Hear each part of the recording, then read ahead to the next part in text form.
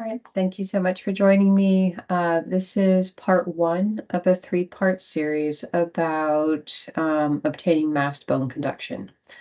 It is designed, or this particular series is designed to be watched as a series. So in order to follow all of the visuals, I recommend that you watch the bone conduction first, air conduction second, and then Rainville as the third in the series. You'll notice that within this Learn Masking series that the expected order of testing is probably different than what you expect or what's most common in other clinics. The reason for taking this particular approach largely has to do with my own experience working with trying to teach masking to students, and then also my experience of working with computerized audiometry systems that employ automatic masking. So the recommended hearing test order is to place the bone oscillator on the patient's identified better hearing ear and test bone conduction first. After that, place the air conduction transducers on both ears and begin testing the patient's better identified ear, and then the other ear. Mask is necessary. Third, obtain masked bone conduction on each side is necessary. And then fourth, complete any additional masked air conduction if necessary. And then final, continue on with speech masking. So let's first jump into this whole concept and idea of bone conduction. Much of the teaching series that I present all have a lot to do with understanding the concept of something so it becomes intuitive. So the first concept that we need to grasp is the idea that the cochlea are embedded in the skull. And the cochlea are filled with fluid, as we all know. And the hair cells are kind of like kelp that slosh back and forth in response to fluid movement. So there's two ways to make fluid move. One of which is to shake the container itself, for example, shaking the skull. And the other way to make the fluid move is to use kind of the lever and piston system. So the eardrum and the ossicular chain to slosh the fluid back and forth.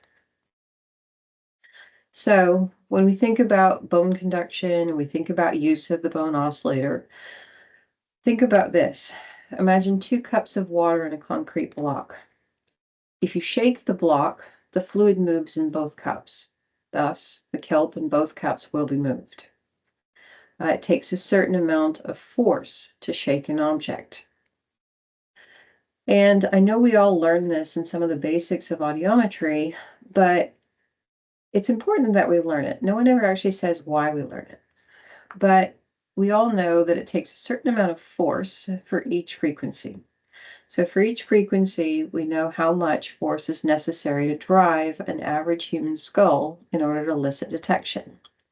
If you look on the left-hand side, you'll see that you have a little graph with frequency along the x-axis and then thresholds in micronewtons of force over on the y. And you'll notice that I plotted the dot for the accepted force necessary for each frequency in order for a human to detect that sound is present. You'll also notice that I added on this idea that there's kind of a bell curve to this. All of us know that human skulls vary a little bit. Your skull versus my skull, it probably looks a little bit different. So frequency by frequency, the exact amount of force that's necessary to drive that skull may vary a little bit. In general, there is a trend, and we find that there's kind of a regression towards the mean, where most people are going to require this amount of force in order for them to detect sound, assuming that the sensitivity of the cochlea is normal. So once again, this is the average force necessary to elicit detection in a human in micronewtons for each frequency. And we set this average level of micronewtons needed to achieve detection at 0 dB HL. So we've converted the micronewtons to dB HL. Once again, you can see that idea that around 0 dB HL, there's probably going to be some degree of bell curve around it. So When we think about the actual unmasked bone conduction thresholds in a real human skull, it's not uncommon that we don't have flat thresholds all at zero. Human skulls vary, just as we said before, even in a pristine, young, healthy patient. Responses usually aren't all going to be zero. They'll have some sort of general weighting or shape to them. Now we have the convention of using particular symbols to delineate the use of the bone oscillator.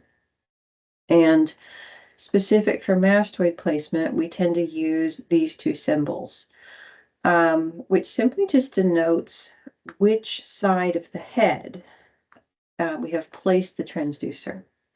So it's not telling us which cochlea is responding.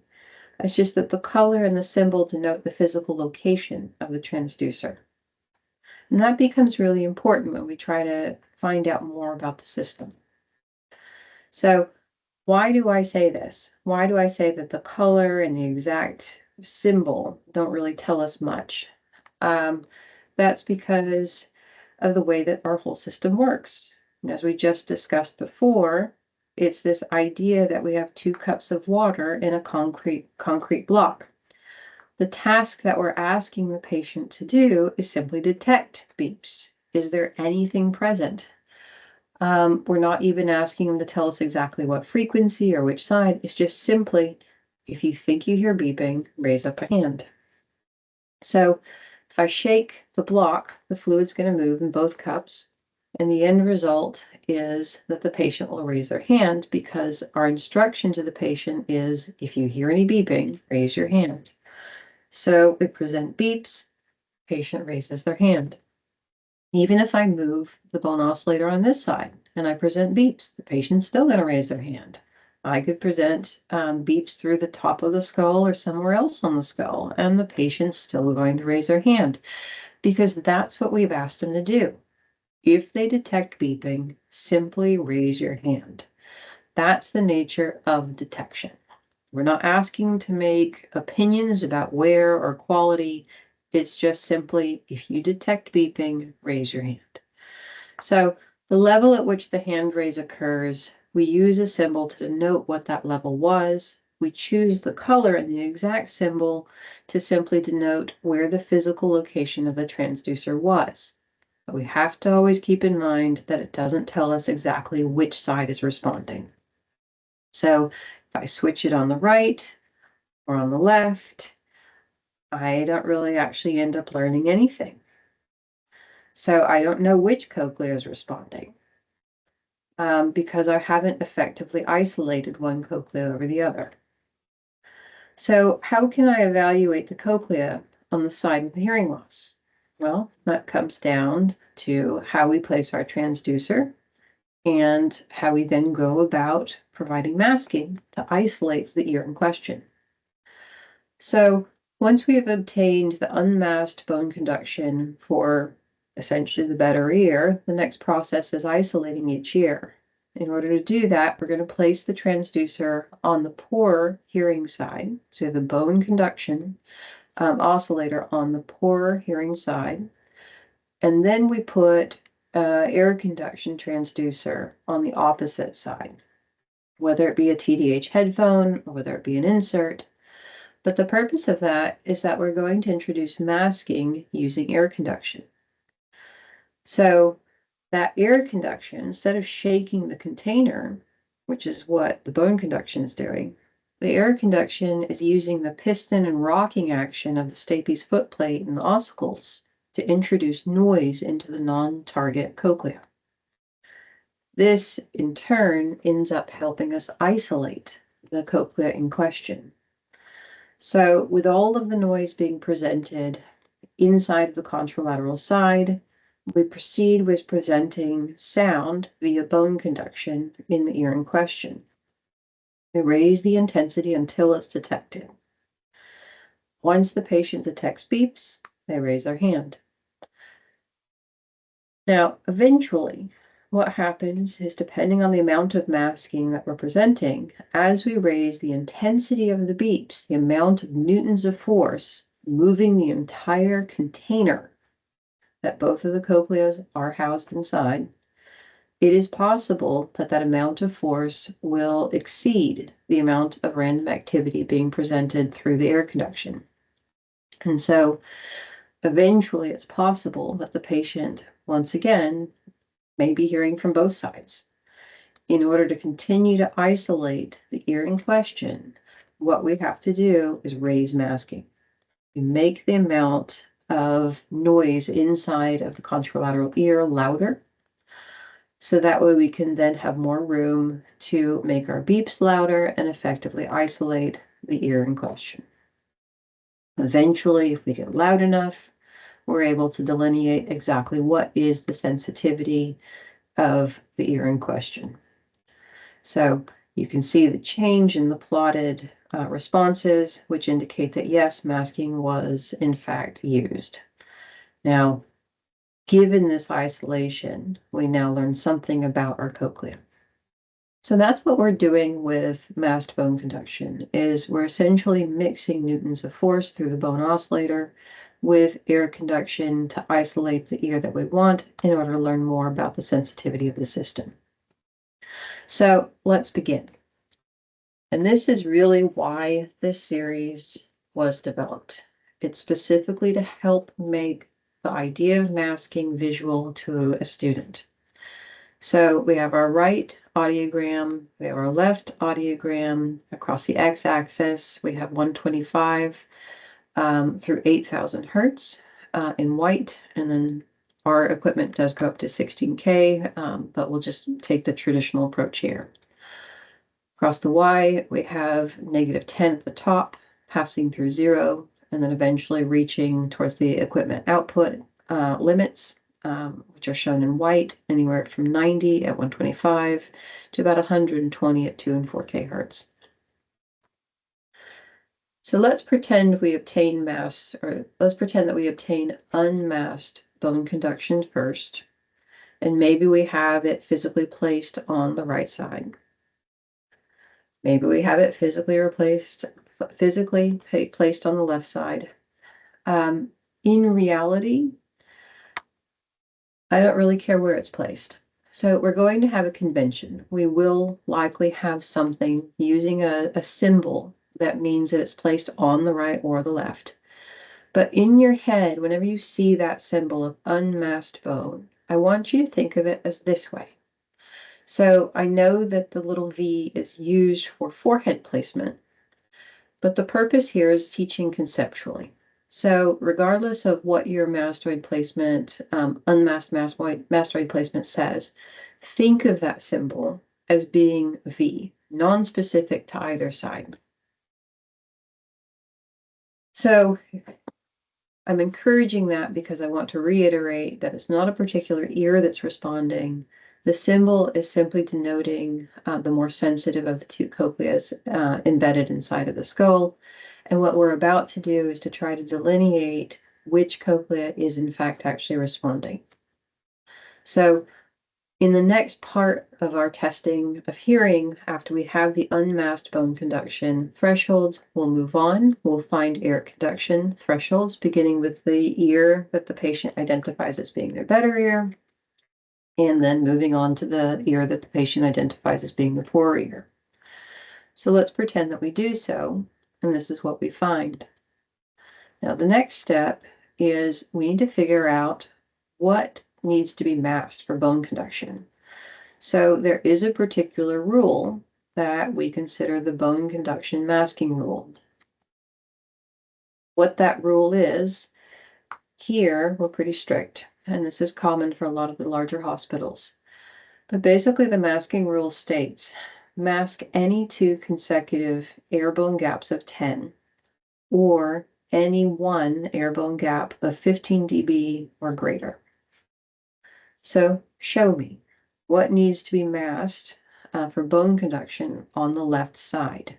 So looking over at the left side, we're looking for any consecutive two air bone gaps of 10 or 15 or greater.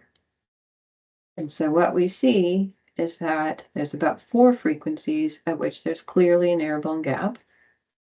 Looking over at the right side, we follow the same rule. Any consecutive air-bone gaps of 10 or any one air-bone gap of 15 or greater.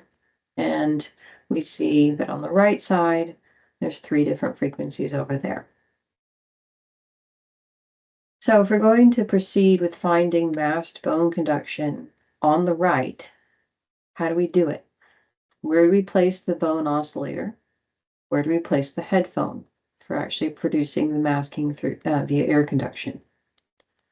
So if we're going to obtain masked right bone conduction, we're going to place the oscillator over on the right side, and we'll put the headphone over on the left ear. So remember that we're going to talk in terms of concept. If I present an unmasked bone conduction here, both ears can hear. It doesn't matter which side I physically have that bone oscillator on. I can have the headphone on that left ear or not. But the bottom line is if I present without masking in place, I don't know which side is actually hearing the response. So if I don't have masking, I present a beep. Theoretically, both sides have access. If I present masking via air conduction, what I'll do is I'll actually present masking 10 above the air conduction threshold. If I do this, in reality, what happens is that now with that masking in place, the left cochlea can't hear until this level because the left cochlea is too noisy to hear a very soft sound. So in this scenario, if I present beeps with this amount of masking, what happens is that the patient raises their hand. So if I see a patient raise their hand, it's got to be the right ear that's able to hear the beeps because the left ear is too noisy. So next, if I want to reconfirm that yes, I have effectively isolated that right ear, and I know it for a fact it's the right ear that's responding, and I don't have kind of occlusion effect or something else, I can reconfirm that I've isolated the right ear effectively by increasing the amount of masking. So by increasing the amount of masking an additional 10, the effect on the cochlea is that they can't hear until here. So if I present beeps at this current level with this amount of masking in, that left ear is too busy. It doesn't have access or it's not able to hear something that's being presented so soft through the bone oscillator. I know that I've effectively isolated the right side and that the response has to be coming from the right ear. Given that knowledge, I can then mark my masked bone conduction over on the right side. So moving on, it's the same concept. If I have bone conduction over on the right side, and I have masking over on the left, and if I present an unmasked bone conduction here, both ears theoretically have access to it. So I have to proceed by presenting masking through my air conduction, 10 above the unmasked threshold. The end result is that it's going to get that cochlea so busy that it can't detect anything until this level. So I present beeps through the bone conduction with this amount of masking in, and the end result is the patient does not raise their hand. So, as we all know, the next step then is to make things louder. So I increase the level of my beeps. When I do that, effectively, the amount of power now just peaks out of where the masking has effectively masked. So the left ear might now be able to hear it.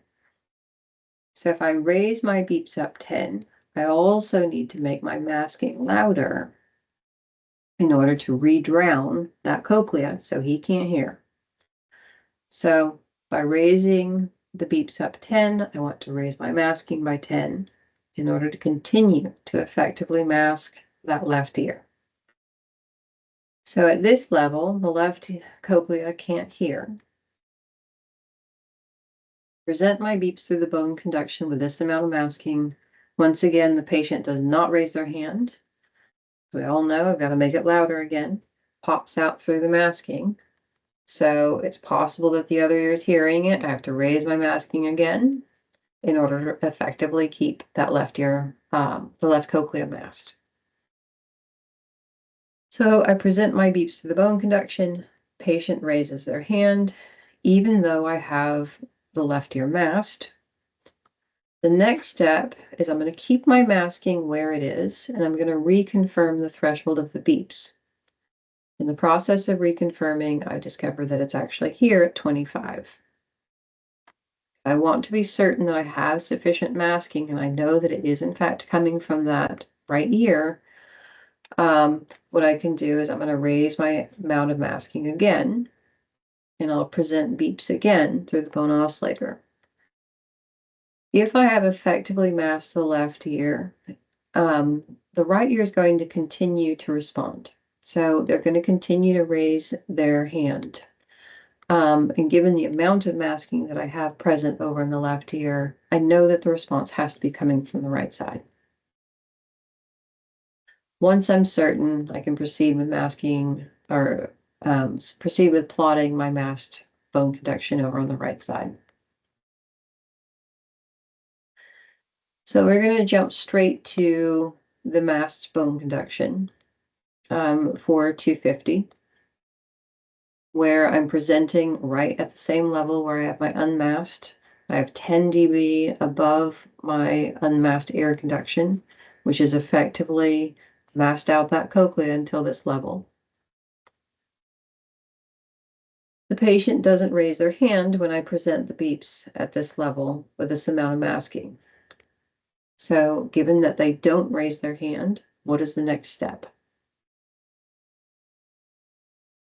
The next step is to raise beeps and masking both by 10 dB. When I present beeps, patient does not raise their hand. What do you do next? Once again, I'm going to raise my beeps and my masking by 10 dB. Patient raises their hand. What do you do next? So the next step is you're going to keep your masking where it is and reconfirm where the patient is raising their hand. So you're going to refine threshold. So we keep the masking where it is, we refine threshold with that level of masking going, and we discovered that the patient's actually still able to raise their hand at 15. If you want to make sure that we have sufficient masking to keep that left ear out of the picture, then we can go through and raise the masking up a little bit more and make sure that the patient continues to raise their hand, at which point we know we have effectively isolated that right cochlea, and we can proceed with marking our right masked bone conduction threshold. So, looking at the right side, is it a complete test? Are we finished with masked bone conduction?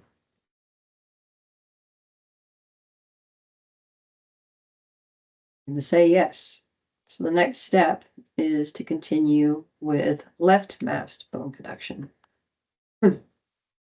So let's start here, 1000. We present our first beeps at the level where we've obtained our unmasked, and we start with 10 dB over our unmasked bone conduction. When we presented this, the patient does not raise their hand. What do we need to do next? We raise both the masking and the beeps by an additional 10.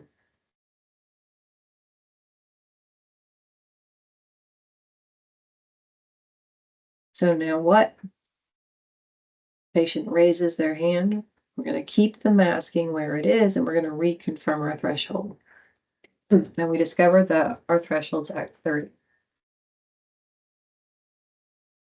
So we want to make sure that we have effectively isolated and that we know that we have the right ear sufficiently masked. We can raise our masking yet again. And if the patient continues to raise their hand, then we know that we have found our masked left threshold. All right. So continuing on, is there any way that the right cochlea might be able to hear the beeps?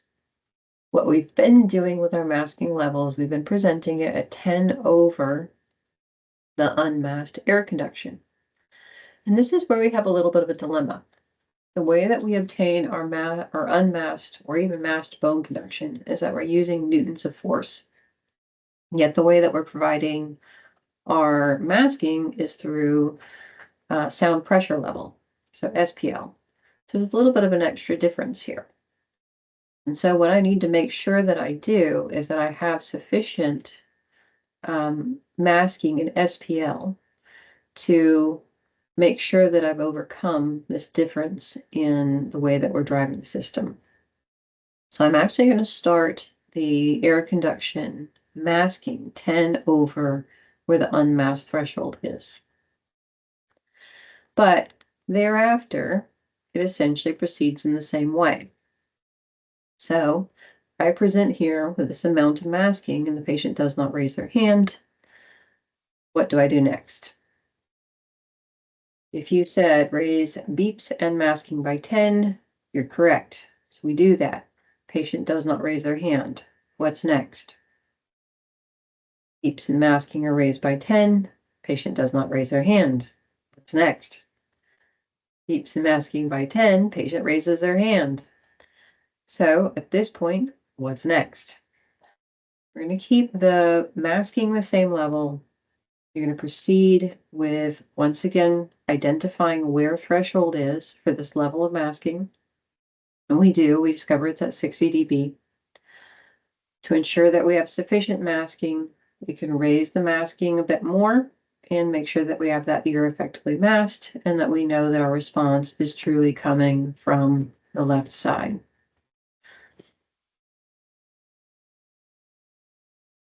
So moving on, we're going to follow the same method that we used before. We have 10 above our unmasked air conduction, and patient does not raise their hand. So we're going to raise by 10. And notice I'm moving both beeps and the masking level by 10. Patient does not raise their hand. I raise it again. Patient still not raising their hand. Finally, patient raises their hand. So you've heard it before. What needs to happen? We're going to keep the masking where it is, and we're going to find threshold, confirm that it's here. It is. In order to make sure we've isolated and that we know it's coming just from the left ear, a little bit of extra masking over on the right, confirm that it's still there at 50, and then we mark it. It is always the same questions over and over again, but for students, I always recommend that you do it just as it's presented here, where you start presenting at the level of your unmasked bone conduction, and you start your masking. In most cases, it's about 10 dB over air conduction. When you move one, you move both. So for this one, it's the same routine. I have the bone conduction beeps being presented as we start, exactly where the unmasked was, 10 dB over air conduction. Patient doesn't raise their hand. Going to raise both. Patient does raise their hand. As soon as I have the masking in place, and as soon as I get that first hand raise where I have all that masking in place, I'm always going to next proceed by keeping the masking the same and finding threshold. When I find threshold, it is where it is. And then the next step is to make sure I've effectively isolated that ear. So I'm going to raise my masking up again, reconfirm that threshold has not moved, it's still there. If your threshold is moved, it may mean that you need to continue with the whole series of further plateauing. It's also possible that you may be in a masking dilemma. So eventually we'll get into that.